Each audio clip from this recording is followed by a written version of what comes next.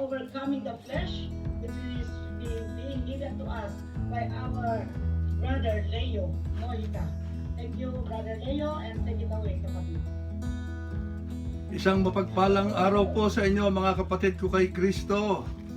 Ngayon pong araw na ito tayo po'y tumayo at alam kong sa oras na ito tayo ay inaantok na mga kapatid ko kay Kristo. Dahil ngayon ay oras de siesta mga kapatid. At ngayon po, iunat po natin, i-stretch natin ang ating mga kamay mga kapatid ko kay Kristo. Upang tayo maging handa sa mabuting balita na ating mapapakinggan sa hapong ito. I-stretch po natin ang ating mga kamay, mga kapatid. Ayan po, at sa ating po pagsisimula, ako'y nagpapasalamat sa Diyos sapagkat sa araw na ito, ang topic na napabigay na naman sa akin, mga mahal kong mga kapatid na mga pinagpala ng Diyos, ay yung topic na kung saan ang inyong lingkod ay naging mahina. Pero purihin ng Diyos. Sa araw na ito, sa oras na ito, sasamahan niya tayo. Amen. Sabi nga po, ang inyong lingkod, wala po akong alam mga kapatid. Sabi ng Diyos, ang karunungan ng tao ay kamangmangan para sa Diyos. Pero kung wala po raw kayong karunungan, humingi kayo sa Diyos at ikay pagkakalooban. Kaya sa araw na ito mga kapatid, ang inyong lingkod ay naniniwala na tayo sasamahan ng Diyos. At simulan po natin sa ngalan ng Ama, ng Anak at ng Espiritu Santo. Amen. Banal na Diyos at dakilang Ama, muli po Panginoon, sa oras na ito kami humihingin ng tawad Panginoon, awa at habag sa iyo, upang Panginoon kami maging karapat-dapat na dumulog sa iyong banal na harapan sa araw na ito, Panginoon. Ama, alam mo ang laman ng aking puso at isipan ng aking buong pagkatao. Ikaw, Panginoon, ang nakatatalos. Patuloy mo, Ama, kaming samahan at gamitin mo po, Ama, ang iyong lingkod mightily and boldly sa pagpapahayag ng iyong mabuting balita upang, Panginoon, ang makakarinig nito ay magkaroon ng pagpapala sa hapong ito, Panginoon. Ang lahat ng pagkukulang ay mapupunaan sa oras na ito, Panginoon, lalo't higit, Ama, sa espiritual. Ama, samot-dalahin ko po, Ama, sa iyo sa oras na ito, na ibuhos mo po, Ama, ang iyong kabanal-banalang dugo sa iyong lingkod upang ako'y hindi masaling ng kaaway, Panginoon. Ganon din ang aking mga kapatid na makikinig ng iyong mabuting balita.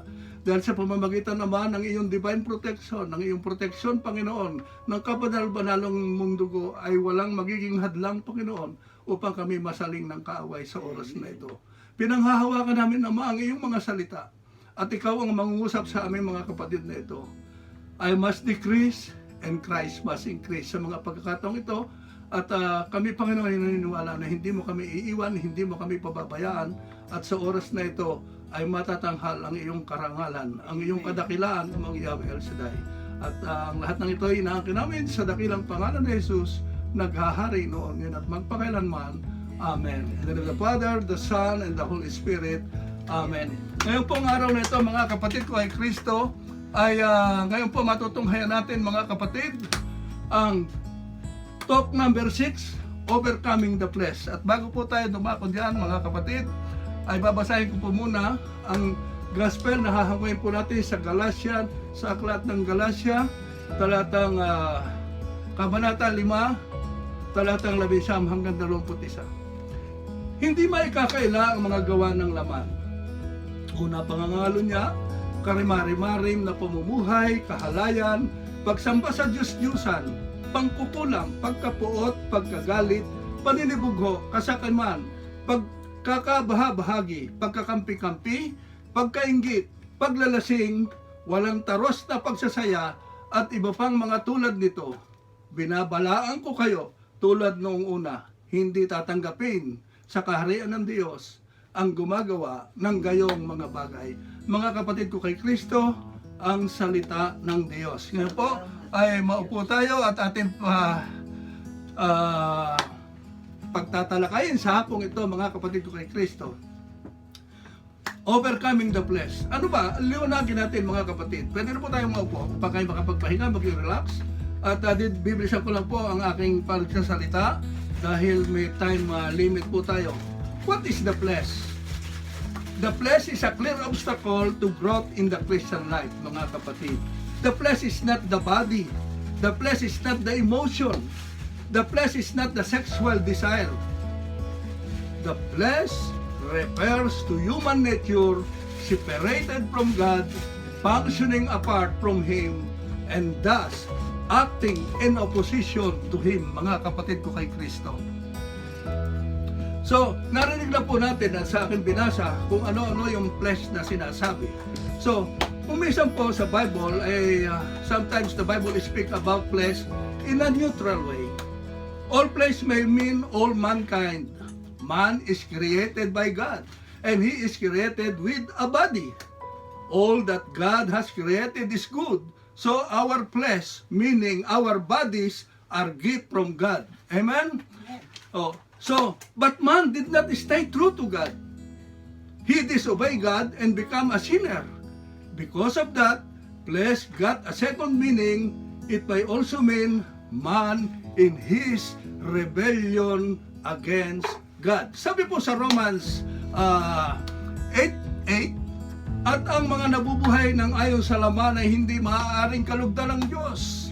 Those who are in the flesh cannot please God, mga kapatid ko kay Kristo. Sinasabi rin po sa Galatians 5:13, mga kapatid, tinawag kayo upang maging malaya, ngunit huwag ninyong gamitin ang inyong kalayaan upang masunod ang pita ng laman, kundi maglingkod kayo sa isa't isa dahil sa pag-ibig na katulad ng ating mga narinig sa mga naunang nagtalk sa atin, mga kapatid. Do not use freedom as the opportunity for the flesh, but through the love serve one another, mga kapatid ko kay Kristo. So, sabi po, ano ba behavior in the flesh? How do we behave in the flesh? Sabi po sa Colossians 3:5-8, kaya dapat nang mawala sa inyo ang mga pitang makalaman, katulad po ng binasa ko kanina, pangangalo niya, kahalayan, mahalay na simpuyo ng damdamin, masamang nasa at ang pag-iimbot sa isang uri ng pagsamba sa Diyos-Diyosan. Dahil sa mga bagay na ito, ang Diyos ay napobuhat sa mga taong lumalabag sa kanyang kalooban. Noong una, nang pinaghaharian pa kayo ng masasamang pita, namuhay rin kayong kasama-sama ng mga taong gumagawa nito. Amen po ba? But when we understand praise in this way, it becomes immediately clear that we have to overcome the flesh, mga kapatid ko kay Kristo. At paano natin gagawin yan, mga kapatid? The flesh is not something that we can have. It is who we are without God. We cannot just try to be better. Hindi po magic yan ang paglaya. We need a complete makeover, mga kapatid ko. So sabi po sa Colossians 3:9, huwag na kayong magsisinungaling sa isa't isa. Yamang hinubad na ninyo ang dating pagkatao, pati ang mga gawa nito, at nagbihis na ng buong pagkatao. Patuloy itong nababago ayon sa larawan ng Diyos na lumikha sa inyo upang maging ganap ang inyong kaalaman tungkol sa Kanya. Yan po, mga kapatid ko kay Kristo. So, paano natin ma-overcome yung mga flesh na ito na sinasabi? So, unang-una po, dapat tayo magkaroon ng have faith in Christ. Great faith is faith in Christ ang kailangan natin. When we believe that He died for our sins on the cross and He was resurrected for our justification, we receive new life in Christ, mga kapatid ko kay Kristo. We are not just flesh anymore, but we have become a new man because the Spirit of God dwells in us. We do not need to obey flesh anymore, but can live according to God's will, mga kapatid ko kay Kristo. However, all God's children can confirm that even after we come to know Christ, we still struggle with sin. This takes us to the second step, mga kapatid. Kung kahit na tayo ay nagsasabuhay na tinanggap na natin si Kristo sa ating buhay, mga kapatid, tayo nasa struggle pa rin dahil sa mga kasalanan. Kaya ang kinakailangan po natin, we must yield to the Holy Spirit, mga kapatid ko kay Kristo. We just saw that the new self is being renewed. In other words, if is a process. We are not finished product yet. Hindi po tayo finished product pa, mga kapatid. So, the Holy Spirit help us in this transformation, mga kapatid ko kay Kristo. Though the Holy Spirit will live to honor God and we are able to display the image of Christ more and more in our lives, mga kapatid ko kay Kristo.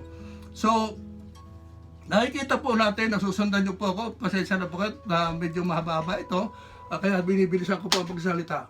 In Colossians 3, Paul teaches us how to overcome the flesh. step in overcoming the flesh is to apply the advice of Paul. Some points from these teachings are the following. Dapat po, set your minds on things that are above.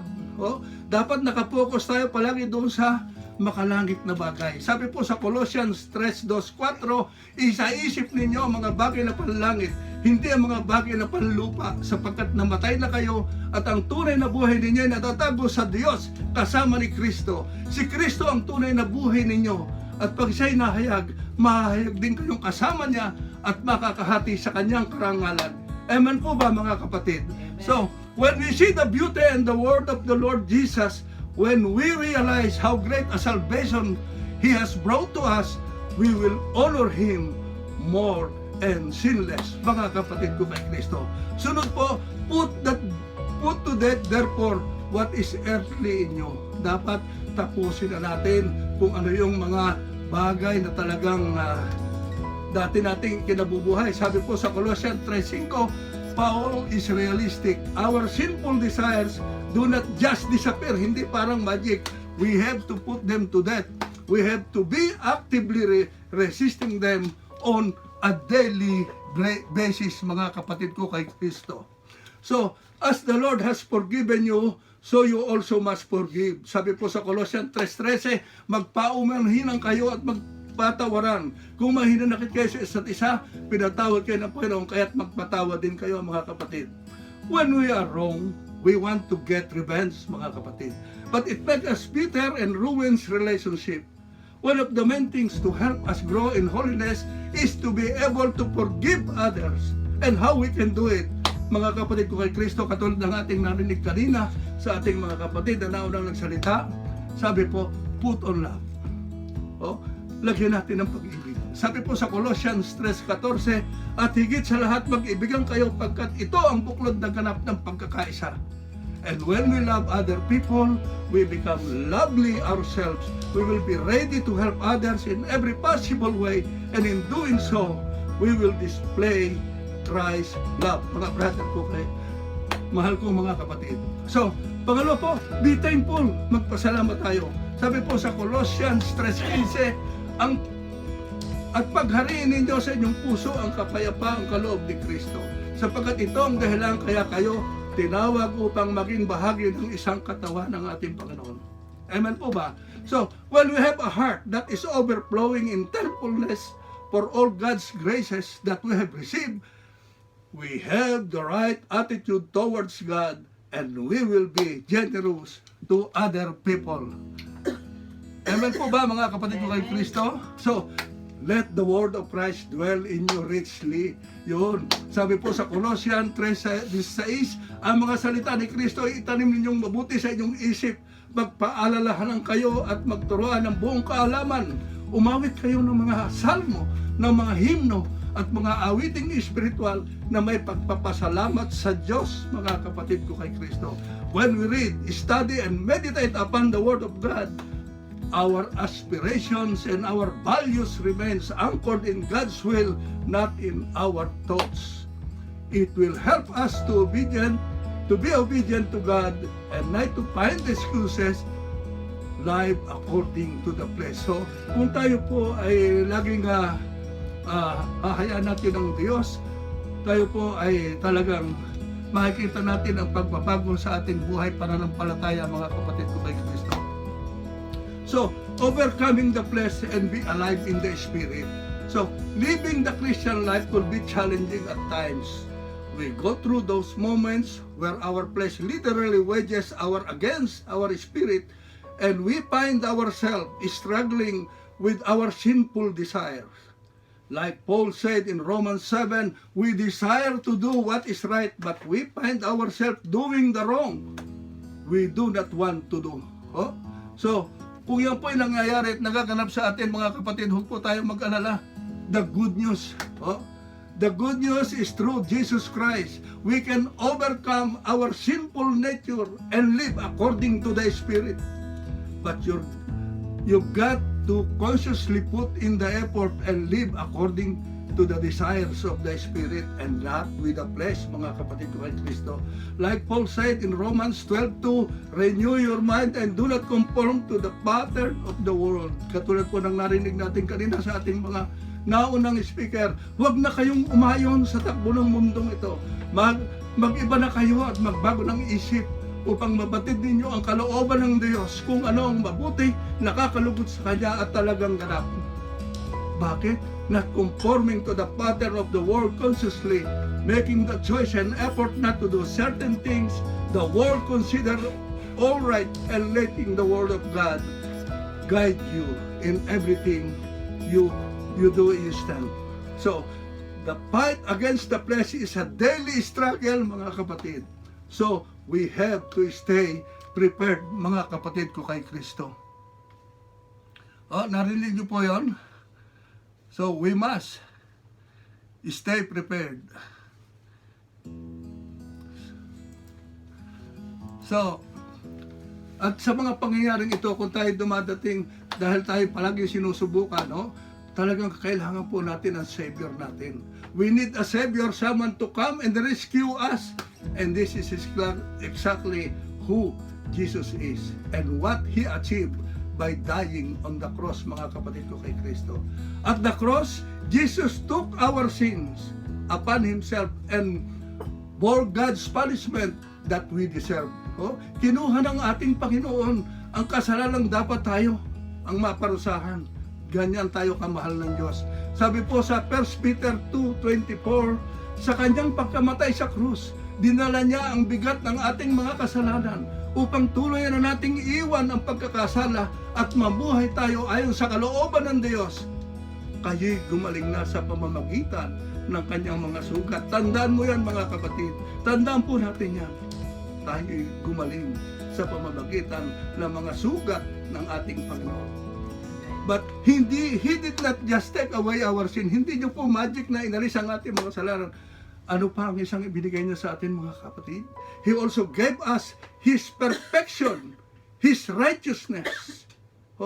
Sabi po sa 2 Corinthians 5:21, hindi nagkasala si Kristo, ngunit dahil sa atin, siya'y ibinilang na makasalanan upang makipag-isa tayo sa Kanya at mapabanal sa harapan ng Diyos sa pamamagitan niya. Amen po ba? Therefore, when God now looks upon Christians, He sees Christ's protection and obedience. And this is fundamentally how we can be free from sin. Not by anything we do. Hindi po sa pamamagitan natin. But what Christ has done for those who trust and believe in Him, mga kapatid ko kay Kristo. So, ano po ang ating isa pang dapat gawin? Bring your thoughts under control. It is said that every battle is won or lost in the mind. Well, this applies to all battle against the flesh. Let the Spirit govern your thoughts. Before you dwell too much or any thought, ask yourself if that is going to lead you to sin. If it is, dismiss it before it goes beyond being a simple thought to becoming a simple act. Sabi po sa Philippians 4:8, finally, brothers and sisters, whatever is true, whatever is noble, whatever is right, whatever is pure, whatever is lovely, whatever is admirable, if anything is excellent or praiseworthy, think about such thing. Ano po sabi sa Tagalog? Sa wakas, mga kapatid, dapat maging laman ng inyong isip ang mga bagay na karapat-dapat at kapuri-puri sa mga bagay na totoo, marangal, matuwid, malinis, kaibig-ibig, at kagalang-galang, mga kapatid ko kay Kristo. So, at isa pong napakahalaga, meditation. Don't miss a day to meditate the Word of God every single day, mga kapatid. Reading the Word every day gives you a daily reminder of the standards by which you should live by it. It refreshes your mind and spirit and keeps you focused. Life could get really busy and hectic at times, and we could neglect studying the Bible. You don't have to read very long portion of the Bible, mga kapatid. meditating on few verses a day is all right. Just create the time and be committed to it. Just don't skip the day. Napakahalaga po yun. Sabi po sa Joshua 1:8, keep this book of the law always on your lips. Meditate on it day and night so that you may be careful to do everything written in it. Then you will prosperous and successful. Amen po ba? Sabi po sa Tagalog, huwag mong kaligtaang basahin ang aklat na yun. Dili-dilihin mo yon araw at gabi upang matupad mo ang lahat ng nasusulat doon. Sa gayon, giginhawa ka at magtatagumpay. Amen po ba mga kapatid? So, ang isa pong napakahalaga mga kapatid, make a prayer a habit. Oh, let prayer be a habit. Hindi yung magdadasal ka lang ngayon pag may kailangan. Hindi yung magdadasal ka lang dahil meron kang gusto. Dapat make a prayer a habit. Fall in love with a prayer. Oh, pray at every moment. Sa kahit nasaan ka, magdasal po tayo at any place and at all times. Practice saying quick prayers in your mind or out loud when faced with temptation as the Holy Spirit for help. Katulad po ng isinare kanina ni Sister Sol, napakaganda po yun. Oh, hindi niya kinahiya, kahit siya nakita niya, binubulungan siya ng banal na Espiritu. I-lay hands po yan, gagaling. Totoo po yun. Huwag nating ikakahiya ang ating pananampalataya, mga kapatid ko kay Kristo. Remember, the battle against the flesh is not a physical battle. Oh, hindi po yan kalaban ng gera na pwede kayong umatras, pwede kayong tumakbo at pwede kayong sumugod. Remember, against the flesh is not a physical battle. It is an spiritual battle, mga kapatid ko. So you've got to use the right weapons to fight. Dapat alam natin kung ano yung gagamitin natin. So sabi po sa Ephesians 6:12, for our struggle is not against flesh and blood, but against the rulers, against the authorities, against the power of this dark world, and against the spiritual forces of evil in heavenly realms. Sabi po sa Tagalog, sapagkat ang kalaban natin ay hindi mga tao, kundi mga pinuno ng mga makapangyarihan at mga tagapamahala ng kadilimang namamayani sa sanlibutan. Ang mga hukbong espiritual ng kasamaan ang ating kalaban dito, mga kapatid ko kay Kristo. So, isa pa po, kung tayo tinawag na ng Diyos, nakilala natin si Kristo sa ating buhay, gumagalaw at kumikilos ang Panginoon, ginagamit tayo, tatandaan natin mga kapatid, don't overestimate yourself. Bakit po? Kasi hindi po, kung tayo tinawag na ng Diyos, kung tayo ay meron ng kaunting nalalaman sa salita ng Diyos, kontento na tayo. Oh? Na hindi na tayo masasagi ng kaaway. You might think you will not give into any temptation because you are strong and have overcome the flesh through Jesus. Which indeed, you have, but as long as you live in this corruptible body, mga kapatid ko kay Kristo, you are prone to the simple desires of the flesh. So it's better to avoid anything that will lead you to a sin. Watch out, look at the places you go, the people you hang out with, anything that will bring temptation your way. So brothers and sisters, stay blessed. Amen. Sabi po sa awit, Psalm 1:1-2, blessed is the man who does not walk in step with the wicked, and stand in the way that sinners take, or sit in the company of mockers, but whose delight is in the law of the Lord, and who meditates on His law day and night. Sabi po, mapalad ang mga taong hindi naakit niyong masasama, upang sundan niya ang kanilang payo, maling halimbawa, hindi sumasama sa sinumang taong laging ang adikay pagtawanan lamang at hamakin ng Diyos na dakila. Nagagalak siyang laging magsaliksik sa banal na aral. Ang utos ni Yahweh, siyang binubulay-bulay sa gabi at araw, mga kapatid ko kay Kristo. So, isa pa po, be accountable to somebody. You could find someone or a small group of people who are strong in the faith and are committed to spiritual growth to be accountable to. Make sure these people are able to hold you accountable. Creating accountability for yourself make you more careful not to sin and keeps you alert. God uses others to rebuke and discipline you when we are wrong because He loves you. Katulad po ng ginagawa natin mga kapatid dito sa gawain, kinakailangan meron tayong pag-ibig at pagmamahal. Narinig na natin yan, paulit-ulit na lang. Dapat po maging practice natin yan mga kapatid. So, Proverbs 27:17, as iron sharpen iron, so one person sharpen another. Keep on fighting the good fight. Run to win the prize. Keep the faith and run. Race faithfully to the end, so that the day the Lord, the righteous judge, will award you the crown of righteousness He has stored for you. Amen po ba mga kapatid ko kay Kristo?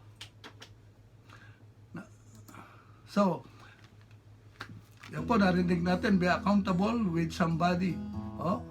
Ngayon po naman, sabi po ni Paul sa Ephesians 2:7, raise up with Him and seated us with Him in the heavenly places in Christ Jesus. Sabi, Efeso 2:4-7, subalit napakasagana, tandaan po natin mga kapatid, ang habag ng Diyos at napakadakila ng pag-ibig na iniuukol niya sa atin. Tayo'y binuhay niya kay Kristo kahit nung tayo mga patay pa dahil sa ating mga pagsuway. Naligtas nga tayo dahil sa kanyang kagandahang loob. Dahil sa ating pakikipag-isa kay Kristo Jesus, tayo muling binuhay na kasama niya at pinaupong kasama niya sa kalangitan mga kapatid. Ginawa niya ito upang sa darating na panahon ay maipakita niya ang di masukat na kasaganaan ng kanyang kagandahang loob sa atin sa pamamagitan ng ating Panginoong Hesus Kristo. Ibig sabihin mga kapatid, kung ating susundin lahat ang tagubilin ng ating Panginoon ayon sa kanyang mga banal na salita, those Christians na nakipag-isa, ipinamuhay ang kanyang salita, sumunod, at ang sinusundang daan ay ang ating Panginoon, Christians are already with Christ in heaven, mga kapatid ko kay Kristo. So, ngayon po mga kapatid, hindi ko nakapahabaan ang aking at mahaba ang slide, pero alam kong may timetable tayo, sabi nga marunong sumunod tayo. So sa pagtatapos po mga kapatid, lagi nating tatandaan, lagi tayong sinisiyasat ng ating Panginoon sa lahat ng sandali ng ating buhay. At wala tayong maililihim sa Kanya. Huwag nating sabihin na tayo ay nagbago na, binago na ako ng Diyos, pero ang ginagawa mo naman ay taliwas sa iyong sinasabi. Kaya dapat makita sa atin ang liwanag ni Kristo na napunla sa atin mga kapatid. So kung nais nating maging malaya sa mga bagay na taliwas sa kalooban ng Diyos, mga kapatid, ito na ang panahon. Isuko po natin ang ating sarili sa Kanya. Hayaan natin ang Panginoong Hesus ang siyang maghari sa ating buhay upang ang liwanag na dulot niya ay magsilbing liwanag para sa iba, upang tayo'y maging halimbawa para sa karamihan. At kapag nagkagayon, mga kapatid ko kay Kristo, ang kaligtasan, ang kalayaan ay dumating na ngayon. Magkakaroon tayo ng kapayapaan, kagalakan sa ating buhay, at makakaasa tayong sa darating na panahon, makakasama natin ang Diyos na sa ating nagmamahal. Ang sabi po sa awiting ito mga kapatid, salamat Panginoon at ako'y iyong sinisiyasat. Ang lahat ng ating ginagawa ay hindi lingid sa ating Panginoon. Kaya, mga kapatid ko kay Kristo, ito ang tamang panahon. Kung tayo ay dati nabubuhay sa mga maling gawa, katulad ng inyong lingkod, ako'y nagpapasalamat sapagkat ako'y tinulungan ng ating Panginoon na ako ngayon ay nakakasama niyo na nagpupuri at nagpapasalamat sa Diyos. Salamat Panginoon, kilala mo ako. Amen. To God be the glory. Isang mapagpalang hapon po sa ating lahat at namnamin po natin ang bawat lyrics ng awiting ito at nawa ito'y maging gabay natin sa ating araw-araw na pamumuhay upang si Kristo ang siyang patuloy na makita sa ating katauhan upang marami pang kaluluwa ang ating maakay sa kaharian ng ating dakilang Yahweh El Shaddai. Amen and amen. In the name of the Father, the Son, and the Holy Spirit. Amen. Isang pagpalang hapon po sa ating lahat, mga kapatid ko kay Kristo.